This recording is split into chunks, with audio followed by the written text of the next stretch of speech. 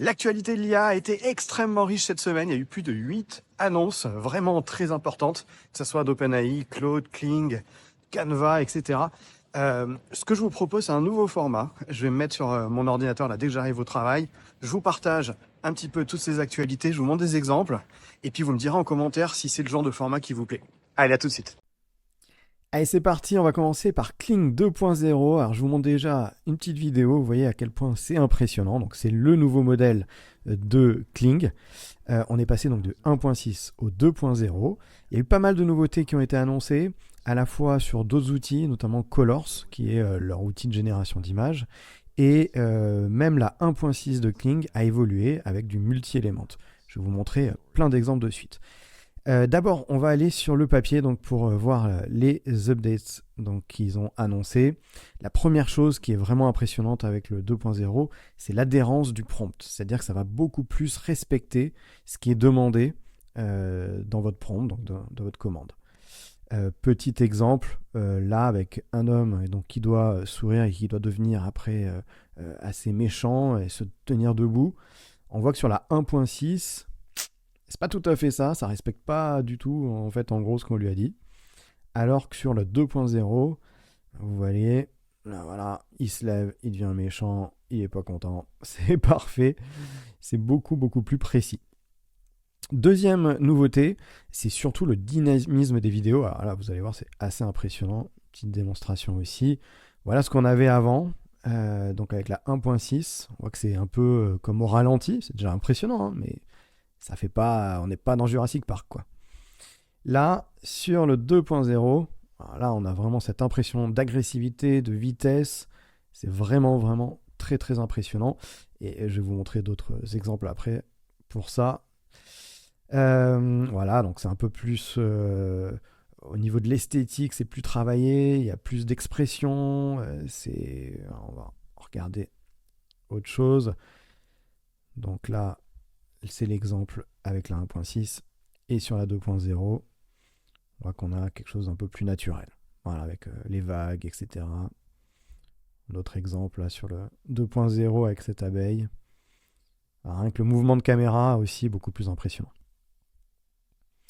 Sur Colors 2.0, donc ça c'est la nouvelle version donc, de leur outil de génération d'images. C'est assez impressionnant. Alors autant la partie vidéo, j'ai pu la tester, donc j'ai vu vraiment les nouveautés. Autant la Colors 2.0, j'ai pas du tout eu le temps de tester. On va juste regarder un petit peu ce qu'ils disent, mais en effet, on a quelque chose de plus réaliste côté cinématique. Il y a aussi une soixantaine de styles qui sont fournis avec, donc voilà, c'est assez intéressant. Et dernière nouveauté de Kling, c'est la possibilité de faire en gros du multi-élément encore plus poussé. C'est-à-dire que jusqu'ici, on pouvait donner par exemple plusieurs images et puis générer une vidéo à partir de ces images. Et bien là maintenant, dans cette nouvelle version, on peut aussi donner une vidéo originale et ensuite donner une photo et donc remplacer. Par exemple, tout simplement ici, on voit la vidéo originale. On lui a donné le panda, et du coup, en fait, le panda remplace la personne sur la vidéo. C'est assez impressionnant aussi tout ce qu'on peut faire avec ça. Vous pouvez, par exemple, vous incruster dans vos films préférés avec votre tête, c'est quelque chose de possible. Autre chose ici, donc là, on peut voir, on n'est pas obligé de remplacer, hein, donc après, vous allez prompter. Donc là, par exemple, on a une boîte vide sur la première vidéo.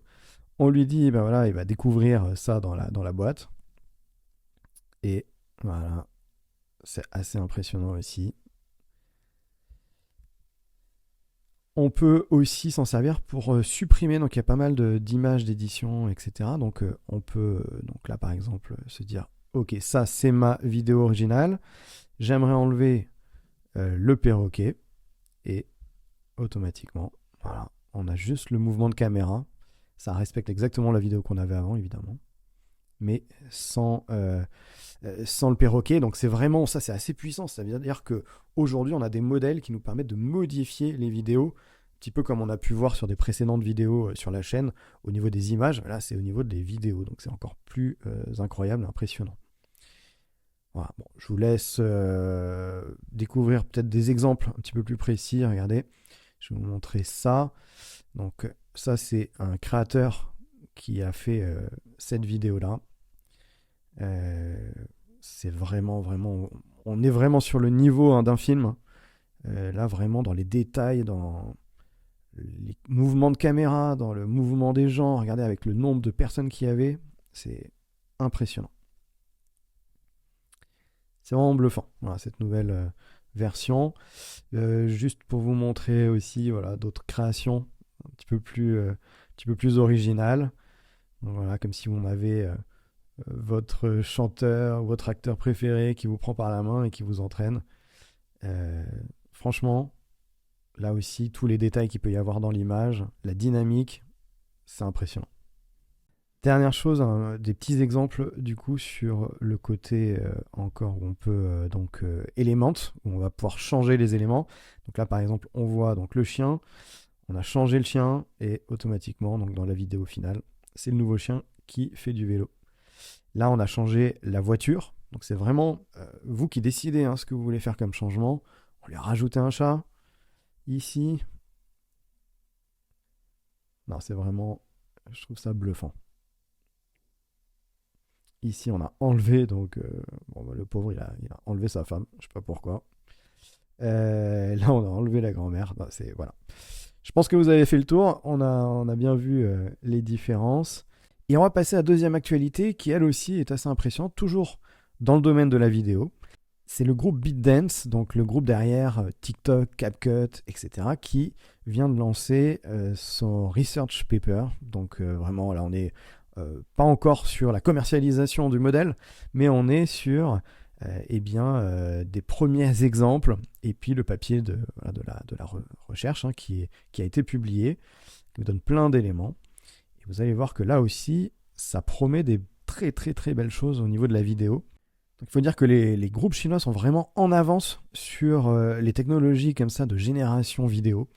Je trouve que vraiment, par rapport aux entreprises américaines qui déjà font un travail qui est quand même remarquable, les Runway, les Pika, etc., c'est vraiment en avance. Là, pour le coup, les Chinois s'envolent de ce côté-là. Alors, juste, je vais vous montrer un petit peu ce qu'on est capable de faire. Donc, ils annoncent qu'on va pouvoir générer donc, des vidéos à partir d'images. Ça, on connaît évidemment, mais c'est vrai qu'on voit que c'est extrêmement fluide. Ça a l'air vraiment ultra quali. Avec des effets visuels qui sont assez impressionnants. Là, on a pu voir dans l'œil. On va pouvoir aussi donner des références. Donc, c'est exactement ce qu'on vient de voir avec tout à l'heure avec Kling. Mettre une image et puis automatiquement générer une vidéo à partir de cette image. Des vêtements, des chaussures, etc. Ils annoncent aussi que ça sera vraiment centré autour de l'humain. Donc là, on peut voir des exemples. En effet, c'est très très réaliste. Par exemple, le bébé, là, c'est assez impressionnant. On va pouvoir générer de l'audio aussi avec ces vidéos. Alors ça aussi, ça c'est génial. On va pouvoir faire des vidéos qui sont beaucoup plus longues que ce qu'on peut faire aujourd'hui avec les systèmes de génération de vidéos actuels, où on est limité à 5, voire 10 secondes. Souvent, il va falloir après faire ce qu'on appelle un extend, donc l'allonger. Là, par contre, on est vraiment sur quelque chose qui est capable de sortir 20 secondes d'un seul coup. Donc, c'est quand même le double de ce qu'on est capable de faire. Et avec des extensions, on pourra faire jusqu'à 1 minute. Donc, ça aussi, c'est assez impressionnant. Ils annoncent une consistance au niveau donc, de notre storytelling. Donc là, on peut voir plein de shots différents qui sont dans le même univers. On a vraiment l'impression de rester dans un univers. Donc, on pourra imaginer faire des courts-métrages, des films, qui seront beaucoup plus consistants que ce qu'on peut avoir aujourd'hui. Et puis, ça aussi, c'est assez dingue, c'est qu'on va être capable de faire des choses en 2K. Donc on est plus que sur du Full HD. Vous voyez, donc la résolution qui est assez impressionnante. Et qu'on n'a pas ça on n'a pas du tout ça sur les autres modèles aujourd'hui. Et même apparemment la génération en temps réel. Donc, pour pouvoir mettre des effets directement en temps réel sur nos vidéos. Bon, c'est vraiment un modèle qui a l'air ultra intéressant. Vous voyez, on a aussi ce côté avec de la consistance dynamique et physique. On va pouvoir comme ça faire des gestes très précis. Ouais, c'est plein de promesses. Il faudra voir dans la réalité, parce que là c'est toujours facile quand on est sur des présentations comme ça de l'éditeur, eh bien de faire des vidéos qui sont incroyables. Il faudra voir le vrai rendu une fois que ça sera commercialisé. Et ça, je vous tiendrai au courant dès qu'il y a des nouveautés. Allez, on passe au reste parce que l'actualité est chargée. On a OpenAI qui a lancé plein de nouveaux modèles cette semaine. Alors d'abord, ils ont annoncé, c'était le 14 avril, le lancement de GPT 4.1, 4.1 mini et 4.1 nano, qui est un modèle qui est réservé aux développeurs. Donc c'est que à partir de l'API que vous pourrez l'utiliser pour utiliser ces modèles dans vos applications. Il y a déjà évidemment plein d'applications qui l'utilisent déjà et donc dans lesquelles vous pouvez tester ce modèle. Alors, en gros, le modèle 4.1, c'est la continuité de 4.0. C'est plus puissant. Et donc, il y a 3 modèles. Donc, le 4.1 qui est le modèle évidemment le plus puissant. Le 4.1 mini qui est plus puissant, beaucoup plus puissant même que le 4.0 mini, qui était aujourd'hui le modèle de référence parce que c'est le meilleur rapport qualité-prix. Et on peut voir qu'ils ont donc aussi introduit le 4.1 nano, qui est une version encore plus light, mais qui est pour autant encore un petit peu mieux que le 4.0 mini.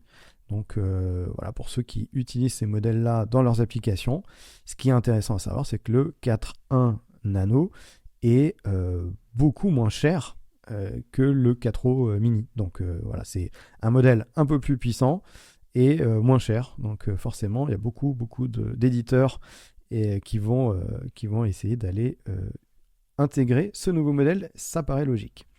Ensuite, le lendemain, ils ont annoncé encore autre chose. C'est les modèles O3 et O4 mini.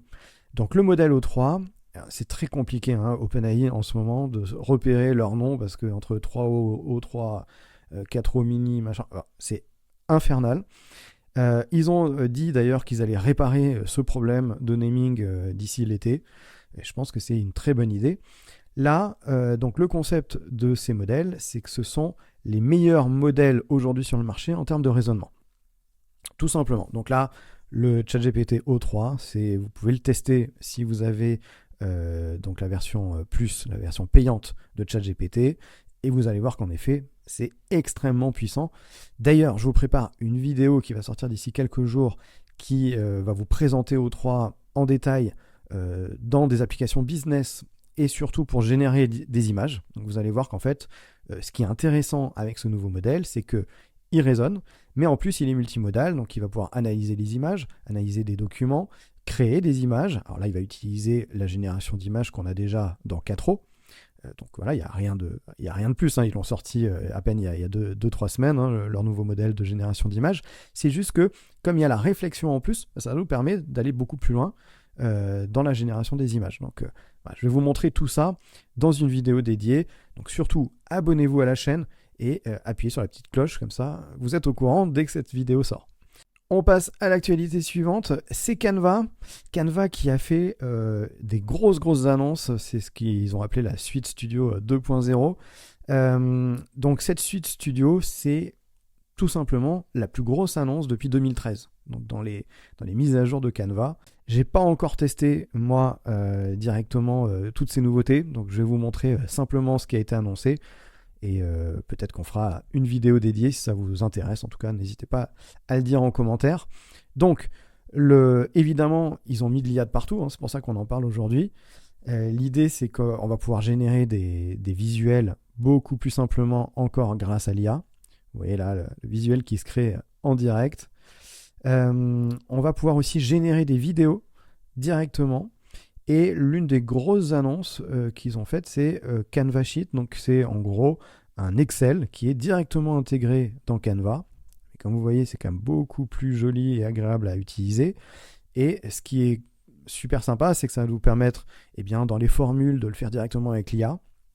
Voilà, pour ceux qui ont un peu du mal avec les tableurs, c'est encore plus simple. C'est très visuel. Et vous allez pouvoir aussi, à partir de vos données de votre tableau, générer des graphiques qui sont très sympas, évidemment. Voilà, donc ça c'est la formule magique, etc.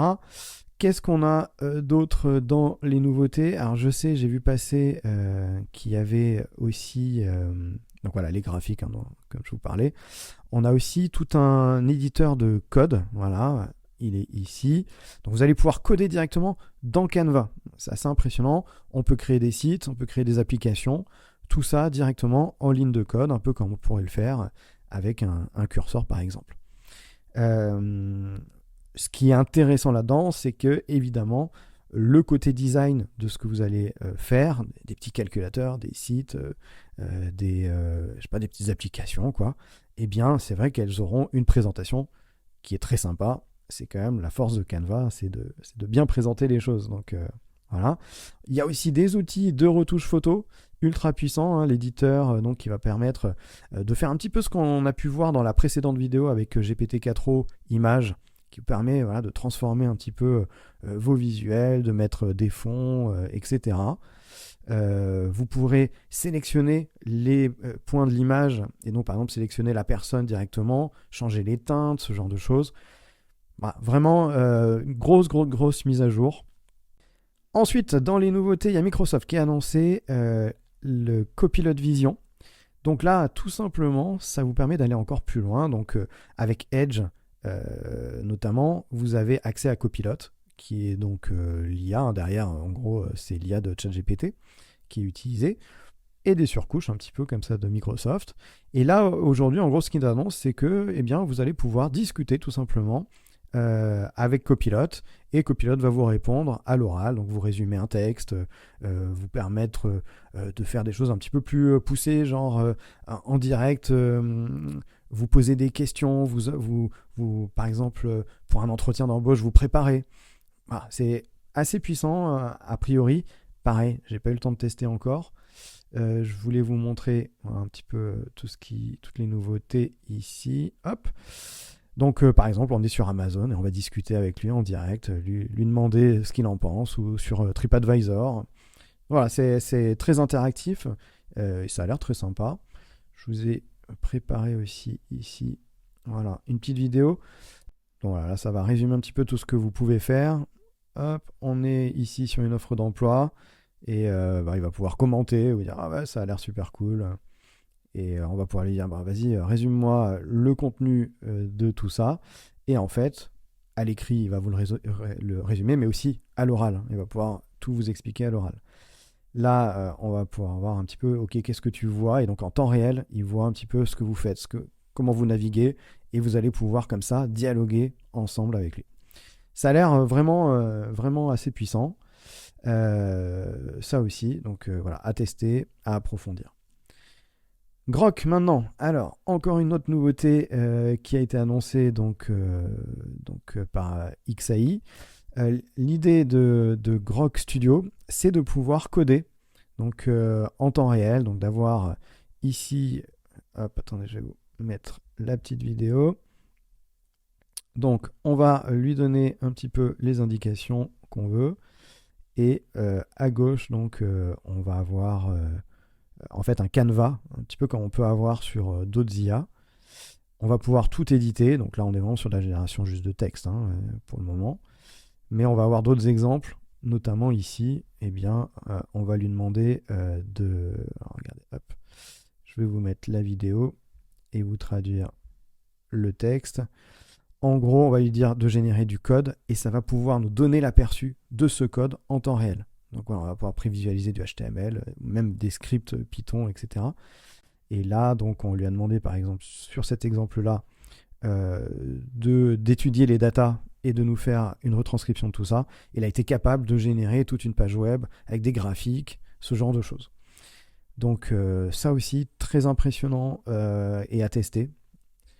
Voilà, il y a beaucoup de choses. Vous voyez, dans une semaine, c'est pour ça que je me suis dit, je vais faire cette vidéo pour vous donner un petit peu... tout ça. Là, j'ai trouvé sur X quelqu'un qui a résumé 10 exemples qui sont assez frappants. Donc ici, on est en train de construire un petit jeu en HTML, en CSS et en JavaScript.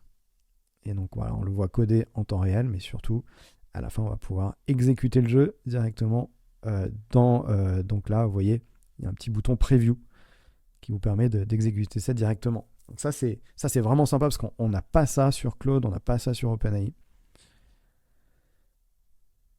Voilà, bon, on va pas se faire tous les exemples. Vous pourrez aller voir, donc c'est Zoya_AI si vous voulez voir les exemples. Et on va terminer par la dernière nouveauté. Donc c'est Anthropic, donc l'entreprise derrière Claude, qui annonce aujourd'hui des nouveautés. Enfin, aujourd'hui, c'était il y a 2 jours. Plusieurs nouveautés. Donc déjà la recherche sur Internet, mais aussi l'intégration complète de Google Workspace. Ça veut dire que maintenant, Claude est capable d'aller chercher dans vos documents de travail, d'analyser ça, de faire des recherches sur le web également. Et donc, ça va vous proposer des réponses beaucoup plus précises, évidemment. Vous voyez ici, on a le bouton Research qui est aujourd'hui en bêta, la connexion à Gmail, à Google Calendar, à Google Docs. Donc voilà, ça, évidemment, ça ouvre les horizons. Il n'y a pas besoin de passer par des MCP, qui sont des choses un peu plus techniques, un peu plus complexes, qui nous permettaient déjà de faire ce genre de choses. Là, c'est vraiment une intégration native en un clic. Donc c'est vraiment très sympa aussi. Je suis désolé, je vous ai dit que c'était super sympa chaque IA, mais je suis assez motivé par toutes ces nouveautés. J'espère que vous aussi. Qu'est-ce que vous avez pensé de ce format? Voilà, c'était vraiment, il n'y avait pas vraiment de préparation. Je vous ai expliqué un petit peu les nouveautés de la semaine. Est-ce que vous aimeriez avoir ça régulièrement? Dites-le moi en commentaire. Et puis, je vous dis à très vite parce qu'il y a déjà une autre vidéo qui est en préparation. Donc sur ChatGPT O3 et la génération d'images. Vous allez voir, on va vraiment rentrer dans des niveaux assez avancés, mais qui sont assez incroyables. Je vais tout vous expliquer, donc ça sera accessible à tous. Mais par contre, là, on va envoyer du lourd. Je vous le dis, donc abonnez-vous et je vous dis à très bientôt. Ciao, ciao.